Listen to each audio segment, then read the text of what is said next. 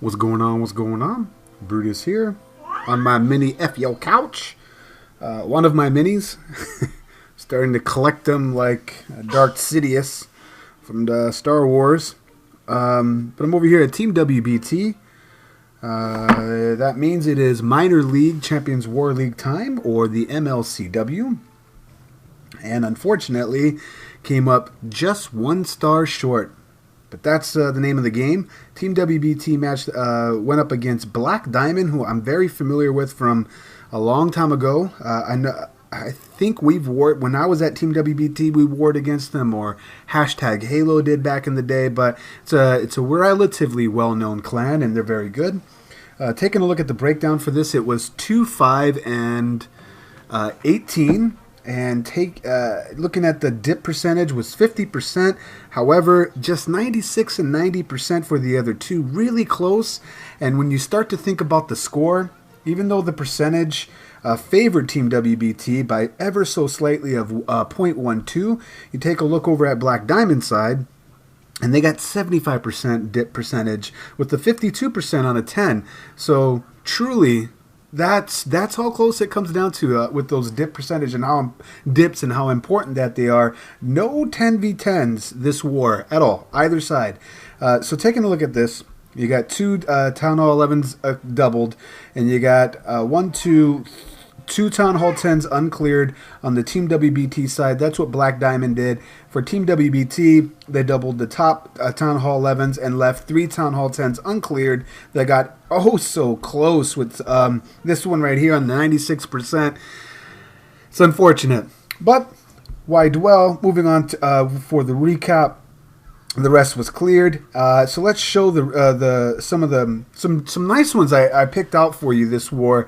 Even though there's no 10-on-10 action, that sweet dirty 10-on-10 action, I do want to start with number 13, where we have Desal, because it reminded me back in the day when the Go Ho Drago was a strategy out there, where basically when the offset queen was a thing, when that base design meta came out, and there was the suicide dragons to get the queen with like a rage, and this just nostalgia for me. The 2 dragon and rage combination to get rid of that queen, and then look at, there's really no other point defense, air targeting coming at it, except once it aggroes on, the dragon aggroes on, it's done.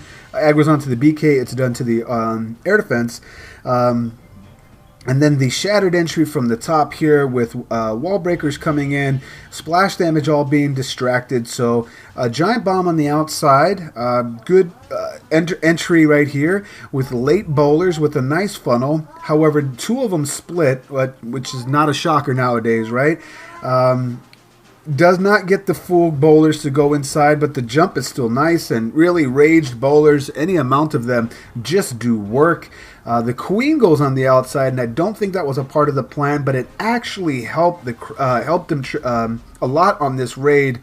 Just refuse to say tremendous troops. We got huge troops coming in from the bottom here, beautiful troops coming in from all sides. I know the smartest troops.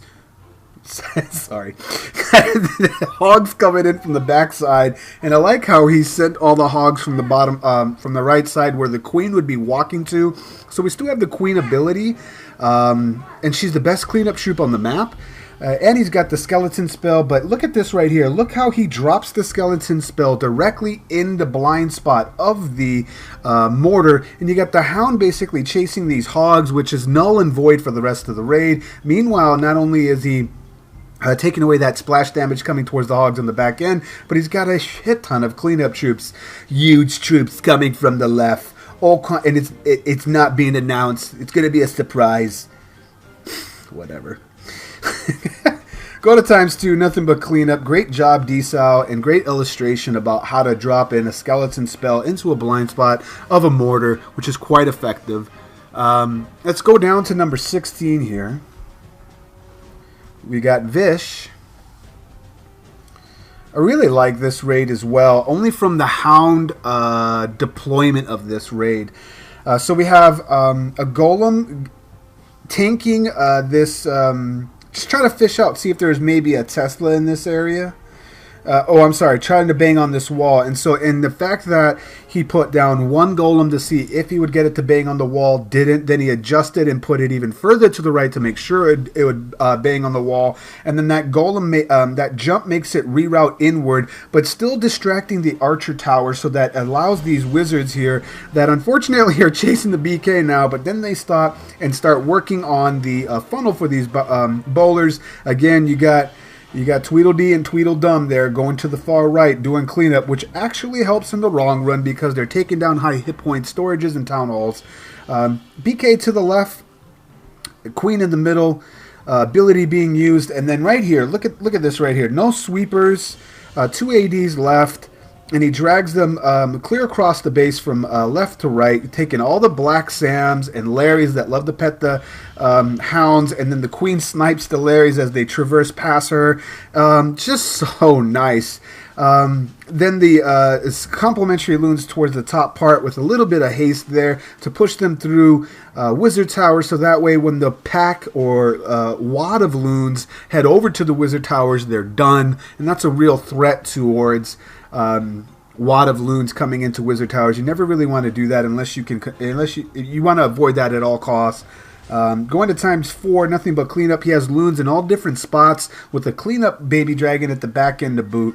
Just really, really nice shattered Lalo right here, or Gobo Lalo.